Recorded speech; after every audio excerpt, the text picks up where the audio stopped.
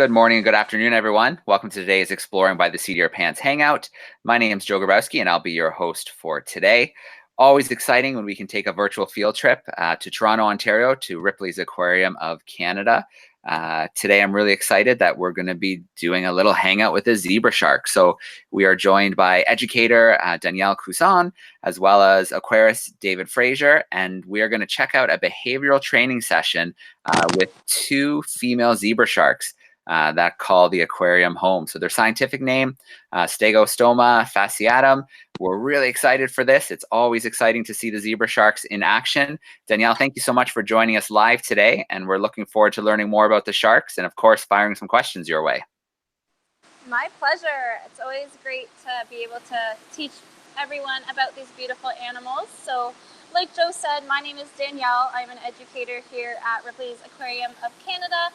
And joining us today, we have our aquarist, Dave, or as I like to call him, the reef shark tender. He is responsible for all the beautiful animals here in this habitat.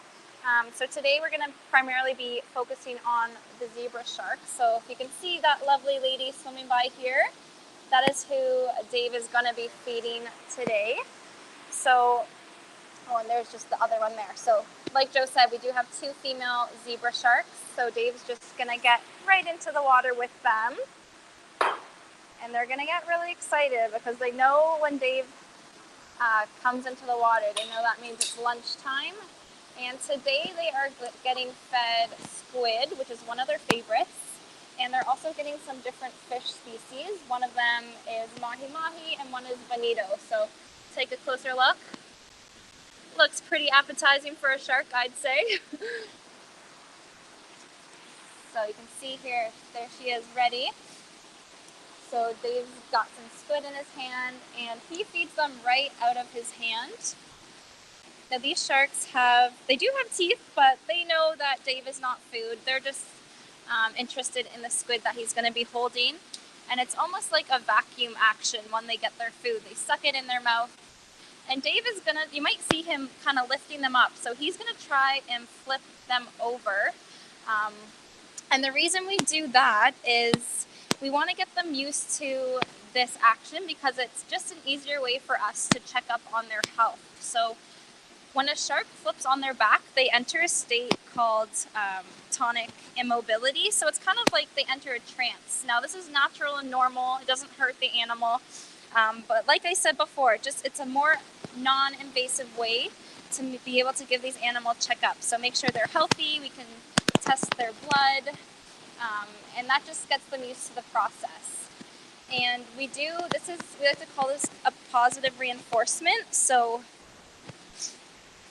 to get them to allow us to flip, we reinforce them with food. So they know that if they cooperate and behave and allow us to flip them over, they're going to get their food. So usually they do cooperate, but they are animals, so not always, but we still make sure they're very well fed.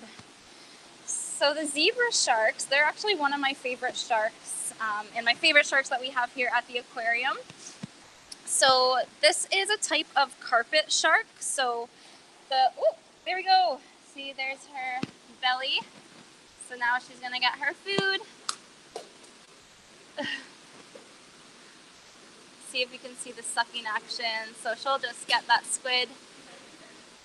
Dave will give her a little scratch on the belly, a little kiss, and then she'll be on her way. Very good.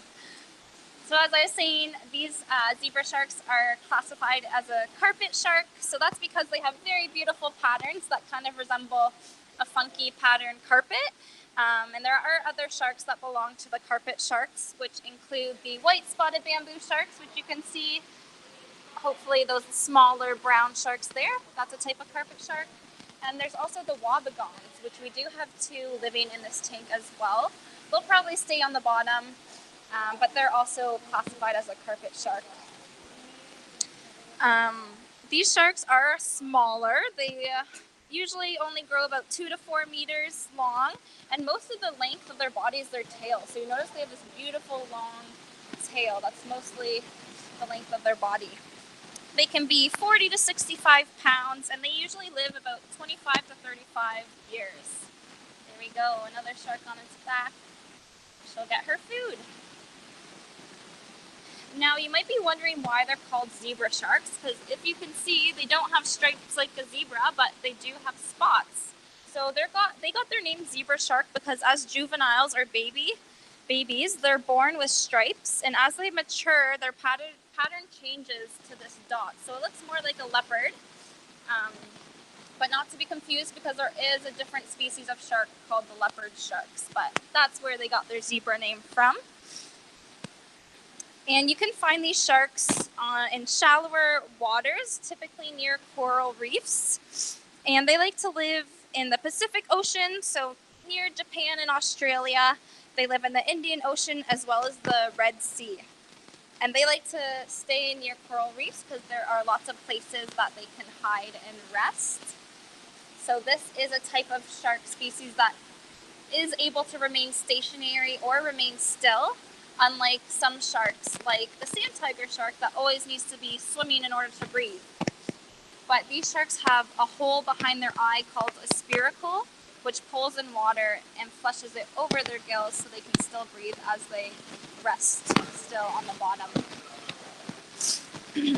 Now, the zebra shark has very few predators, so larger sharks like the bull shark or the tiger shark might be one predator, but their main predator is us humans. So unfortunately, these sharks are endangered like many other sharks, and their numbers are decreasing.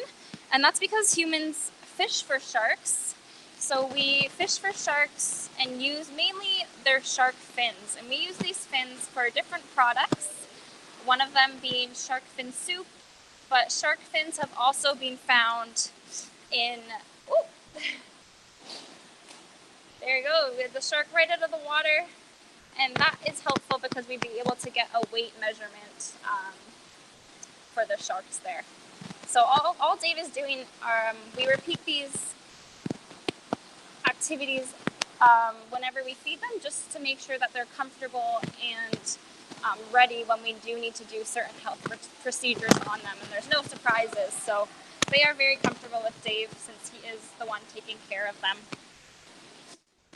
As I was saying before, though, oh my God! Liam, are you in front of the camera? We do use the sharks in different food products, but also they've been found in cosmetics, like makeup, and in different pet foods. So as consumers, it's just very important to do a little bit of research before we buy some of our products. So we make sure we're not buying products that can harm these beautiful creatures that play a very important role in our ocean. So sharks are top predators at the top of the food chain, so they keep the rest of the ocean healthy and the ocean ecosystems in balance. They're kind of the janitors of the ocean. So sharks are actually really lazy hunters. So they typically eat the fish that are slower, they might be injured, they might be sick. So they keep the other fish species populations healthy. So we need our sharks if we want our oceans to stay healthy and thriving. So some things you guys can be doing to help our sharks make sure that they are thriving in the environment is exactly what you're doing right now. So just learning as much as you can about these beautiful creatures. And more importantly is spreading the word. So sharing your knowledge to help inspire others to do their part. You can do your own research and you can support shark research facilities. You can volunteer with any shark research things. But I really, really recommend just learning as much as you can and spreading the word, so make sure that we're all doing our part. And some other things you can do closer to home is just make sure you're eating sustainably. So if you like to enjoy seafood, just make sure you're eating species that are caught sustainably. So that means that they wouldn't, it's in ways that aren't harming things like sharks. So safe fishing practices. And then of course, the simple things like the 3 R's, so reducing, reusing, and recycling all your waste. That really does make a big impact because another threat harming our sharks and our oceans is pollution, and specifically plastic. So avoiding those single-use plastics and using your reusable options really does make a big difference, especially if each one of us are doing our part. Danielle, can I just check in? Your mic started getting a little fuzzy on us. Can you just check to see if it's plugged in all the way? It might be coming loose. I will check. Is this better? Can you hear me? Yeah, that's a little bit better. I wonder if it was rubbing against your shirt too, maybe. It just started getting really fuzzy. Okay, I'm holding it closer to my mouth now, so hopefully that is better. That sounds a lot better. The fuzz, okay. for the most part, is gone. Okay, sorry about that. Hopefully you understood for the most part. Oh yeah, we could definitely still hear. It was just starting to get a little staticky. Okay. Yeah. So that is basically, oh, actually, last thing, I didn't mention all the other sharks that we have here in this habitat, along with our zebra sharks. So like I said before, these smaller brown sharks down here, those are the white-spotted bamboo sharks.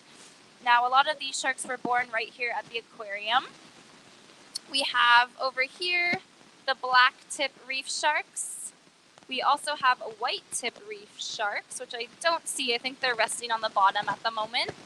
We have two different species of wobegons. We have the ornate wobegon and the tasseled wobegon. They're also down at the bottom there. But all of these sharks are different type of reef sharks, so you would find them all in the same habitat, typically shallower waters, tropical ocean, near coral reefs. Now that's pretty much all I have to say about these lovely sharks, so we can open up for questions now. All right, Danielle, sounds good. Thanks so much for sharing some of those facts with us to get us started. I can see we have classrooms who are tuning in live via YouTube. So use the YouTube chat sidebar on the right. Let us know where you're watching from. And don't forget to send us in some questions. But for now, let's meet some of our live classrooms. So I'm going to get started. Let's see. Let's go to Mrs. McNeil's class. So Lethbridge, Alberta, some grade 1-2 students hanging out with us. Let's get that microphone turned on. How are we doing, Alberta? We're great. How are you? All right. Lots of students in Alberta. Who's got a question? My friend Ayad. Hey, Ayad, the camera's right here, honey. Okay. Where did you get them? He's wondering where you found the sharks that you have in the aquarium. Good question. So a few different ways we get our sharks. So either they were born right here at Ripley's Aquarium of Canada. So like our little white spotted bamboo sharks are very fortunate that they are a species that can easily reproduce in captivity, because that is our hope, not to be able to take from the ocean. But sometimes some of our sharks did come from the ocean, most of them coming off the coast of Florida. And then sometimes we get other animals or our sharks from other aquariums or other facilities. And I believe that's where we got our zebra sharks. All right. Danielle, it's just kind of starting to crackle on us again. I'm just wondering if... It might be my headphones. They are on the older side. Yeah, that's okay. Well, we can make do as long as you hold the microphone close. We can still hear you. So yeah, we can still hear the answers. So we can make it work. Okay. All right. Let's see. Freehold, New Jersey. Mrs. Closer's grade 4. So let me get their microphone turned on. Let's see how they're doing. How we doing, New Jersey? Good. All right. Who is up? Boaz. I'm Boaz. And my question is, why do sharks enter a trance when they flip on their backs? That is a good question. So when they flip on their back, it is a natural thing that happens, and we're not exactly sure why sharks do this, because they do this on their own in the wild. And what scientists think is that they might enter this trance for mating purposes or as a predation tactic. So either they are kind of playing dead almost to trick their prey, or maybe to escape being eaten as well. So that's what we think, but it's just a guess. All right, great question. Let's see, Mrs. Mervish, San Antonio, Texas. We have some fourth graders hanging out. Let's get that microphone turned on. How are we doing, Texas? All right, who is up?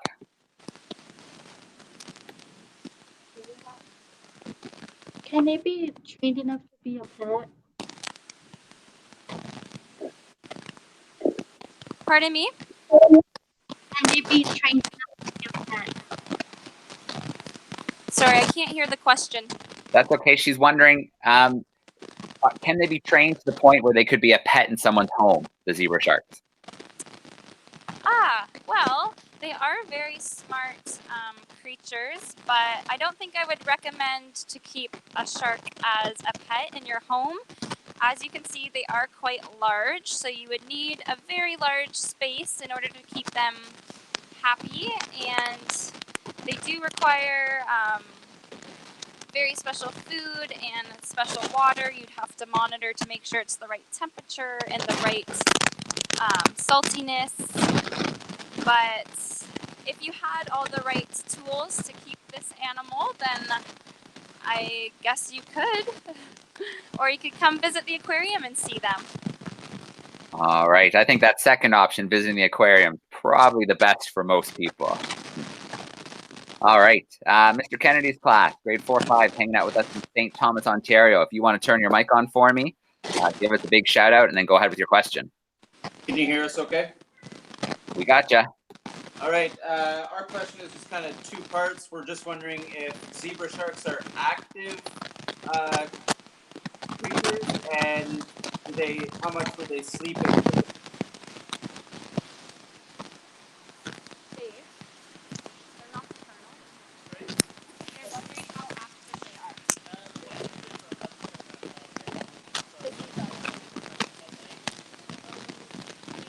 All right, sounds like Danielle's just consulting with Dave, the aquarist, for the answer for us.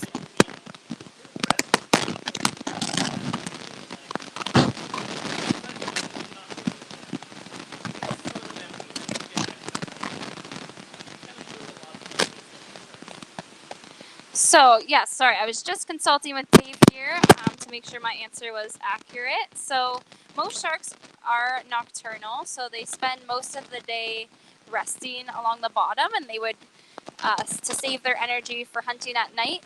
These white-tip reef sharks, which one just swam by, they're 100% nocturnal. The zebra sharks are also nocturnal, so they would typically rest most of the day. They also rest at night as well. They are quite lazy, but whenever they needed to go hunt when they're hungry, that's when they would be most active, and usually that's at nighttime.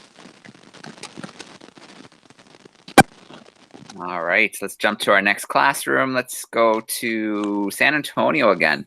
Mrs. Hessel's class, there are some fifth graders. Let me get their microphone turned on. Which one is it? Oh, you'll have to turn it on for me. You're using an iPad today. There you go. All right, we got ya. We have a question here.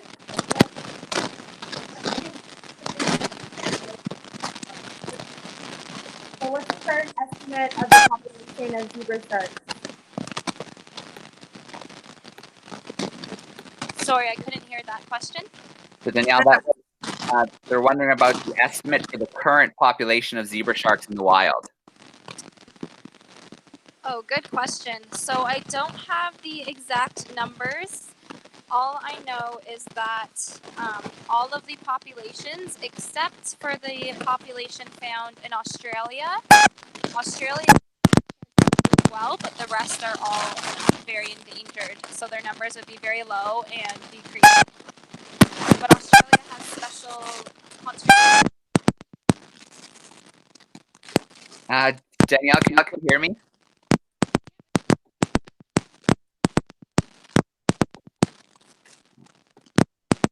All right, we may have just lost Danielle's mic. Danielle, can you still hear me?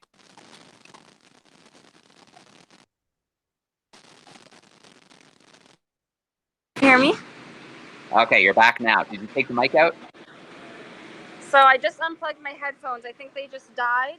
So I'm gonna try just speaker. Can you hear me? Yeah, no, we can hear you great. That was gonna be my suggestion, was to try and pull them out because we lost you totally. Okay. I'll just have to listen extra careful. It's loud back here. All right, I can repeat as well, but we did hear the answer that most populations are endangered with the exception of the ones around Australia, has a good, healthy population. Yes. All right, awesome. Okay, let's see. Fourth graders, Algonquin, Illinois with Mrs. Fusco. Let me get her microphone turned on. There it is. How we doing in Illinois? Hi. What's up? All right, who's on deck? Hi, my name's Rylan, and I was wondering what climate do they live in?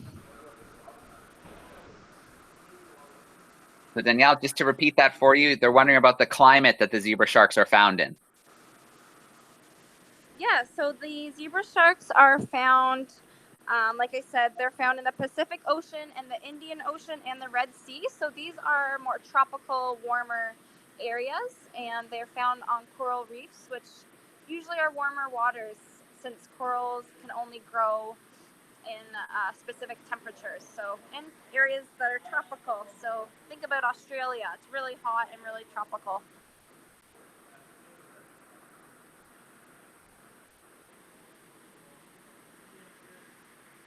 All right, great question. So just checking up on YouTube, I want to give a shout out to Mrs. Polano's grade 6s joining us from Toronto, Ontario, and they're wondering about the lifespan of a zebra shark.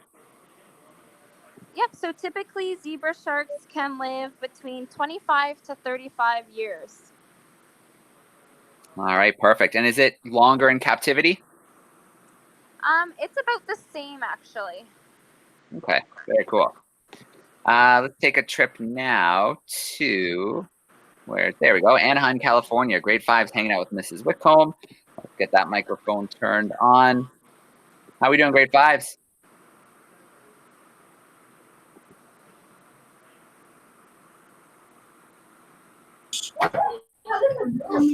Can you hear us now? Yeah, we got you now. The mic didn't cooperate, but we got you There now. we go. Okay, but you can hear us now? Oh, yeah. Yep.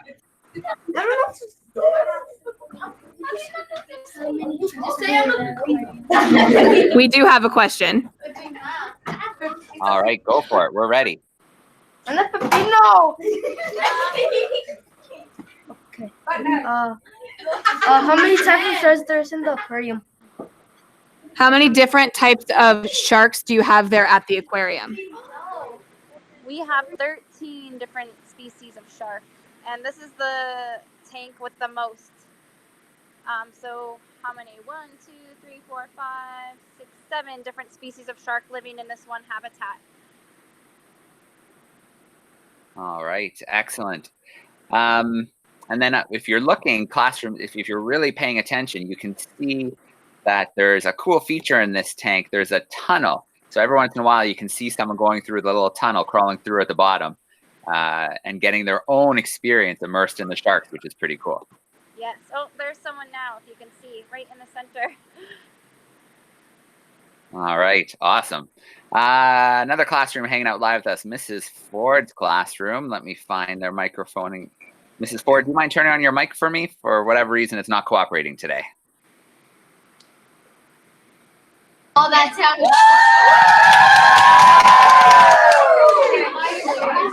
All right, an excited class hanging out with Mrs. Ford today. Who's up with a question? We have 2 questions.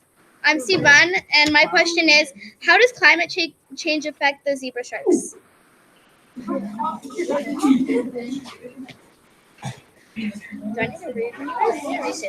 question was, how does climate change affect the zebra sharks? Yes. Yep. Yeah.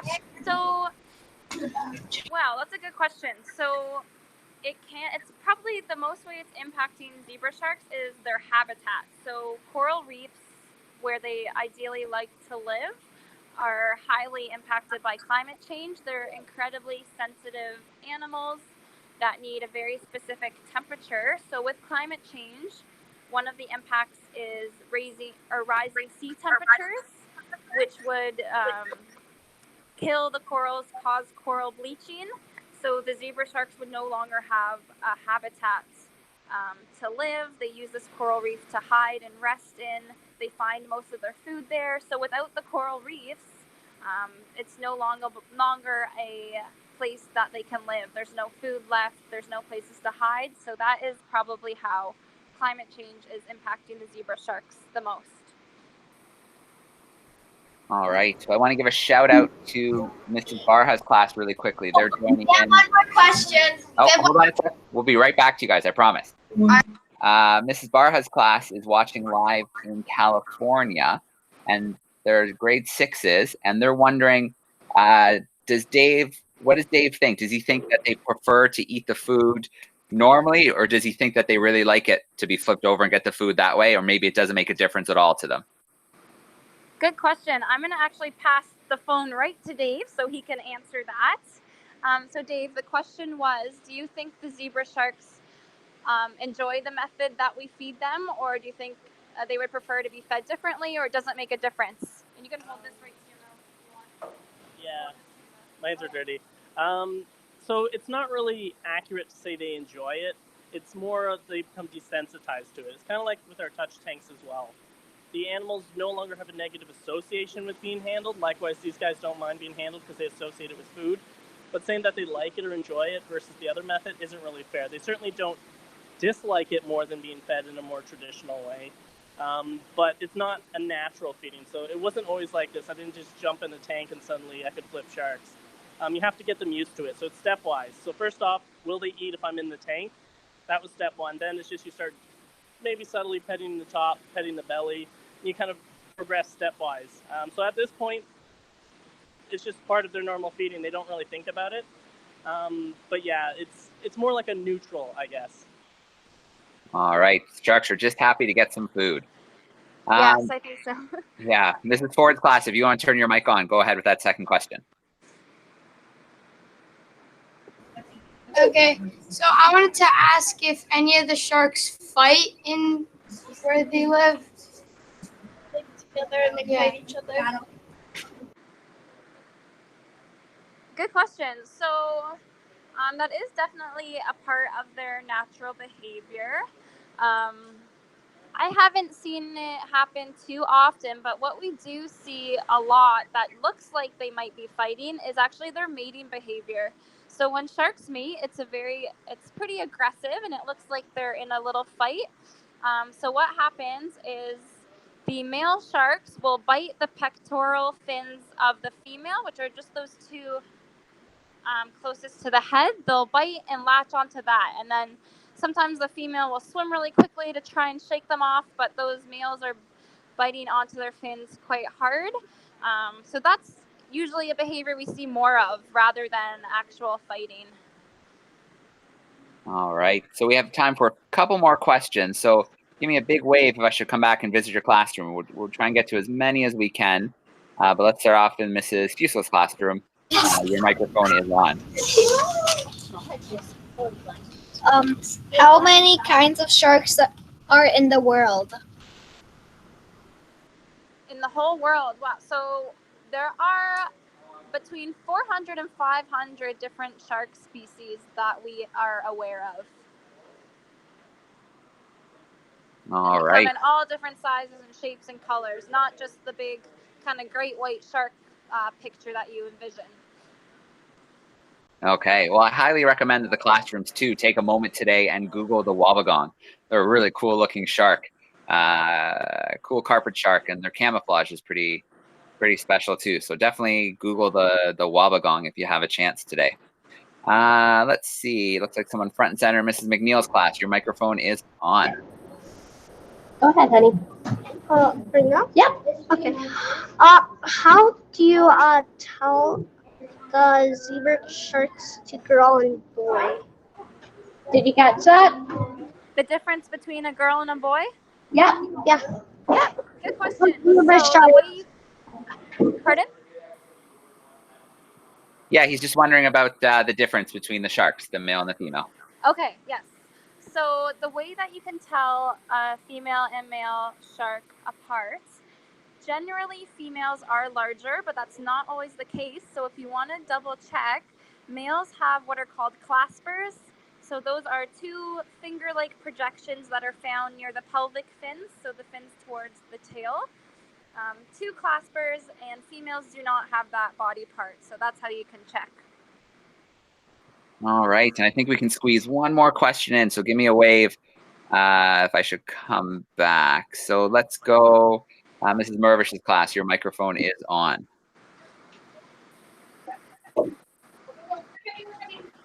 That's okay.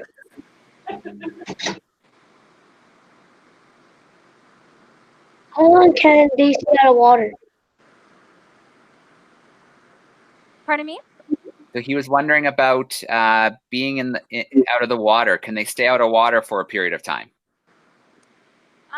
They can probably stay out of water for a very, very short period of time, but sharks need to be in water in order to breathe. So we would, if you saw Dave lifting the shark out, he only lifted her out for a couple of seconds. So we wouldn't want to have the sharks out of the water much longer than that, unless we had some water flowing over into their mouth and over their gills so that they can breathe. All right, and Danielle, I'm trying to remember, do you guys have any epaulet sharks at the aquarium? We do, and I did forget to mention.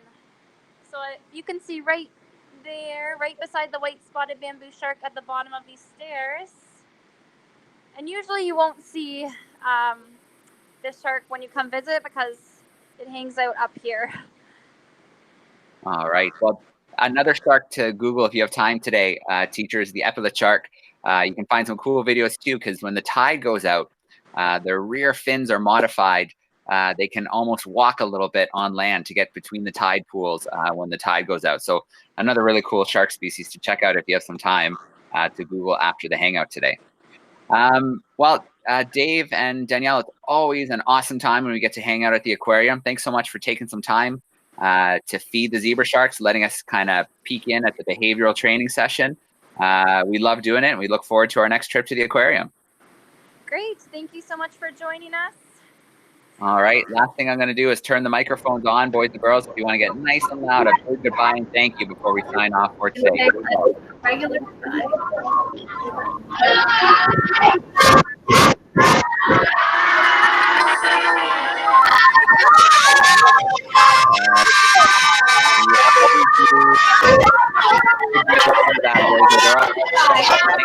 you, Aquarium, and we'll see you next time. Thanks, everyone.